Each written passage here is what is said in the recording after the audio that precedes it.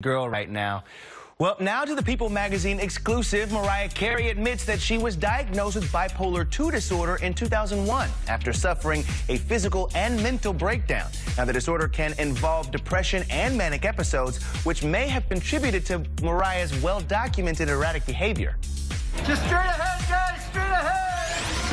Mariah was the picture of happiness with her ex-husband Nick Cannon and their twins at the Kids' Choice Awards a few weeks ago, finally at peace with her longtime battle with bipolar II disorder. What are you doing? Mariah Carey is stripping on TRL right now. Mariah's infamous appearance at MTV's TRL in July 2001 was one of several very public displays of erratic behavior before she was hospitalized. You're my therapy session right now, Carson. Okay, you see, every now and then, somebody needs a little therapy. Yes, I understand that. And today is that moment for me.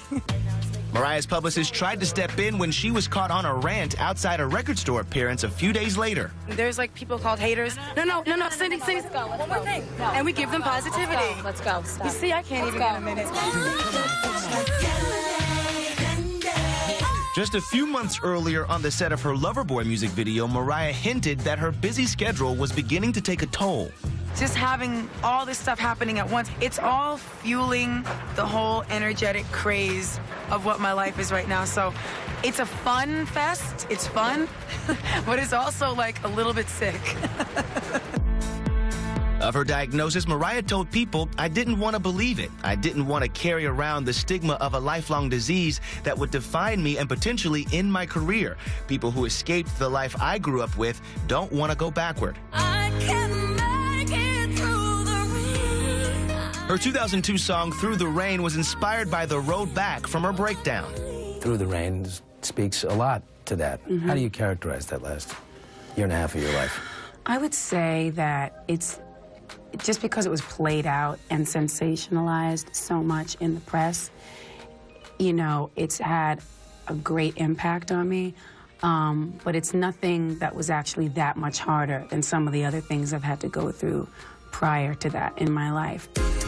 Mariah admits that fast fame, coupled with marrying young and her divorce from much older record executive Tommy Mottola, all had a hand in her emotional struggles.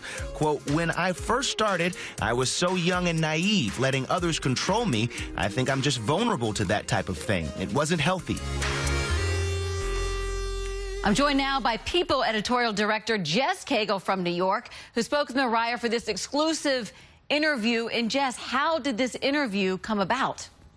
It came about simply because Mariah was ready to tell her story. And when she was deciding to tell it, you know, who could she go to that she could trust? And fortunately, she came to us, and we were thrilled. I think she speaks about going through all of this so eloquently. Like it was a pleasure. It was a pleasure to talk to her, because she's not this she's not the wild, you know, funny diva that, you know, she sometimes plays in public. She's really subdued and reserved and very, very smart.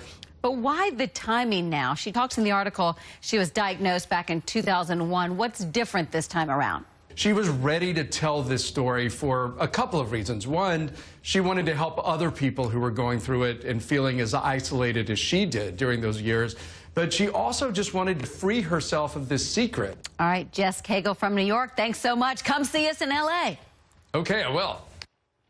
Now, Jess also said that Mariah arrived on time to the interview and the photo shoot, which is a major change. All right, coming up, it's Ultimate Access.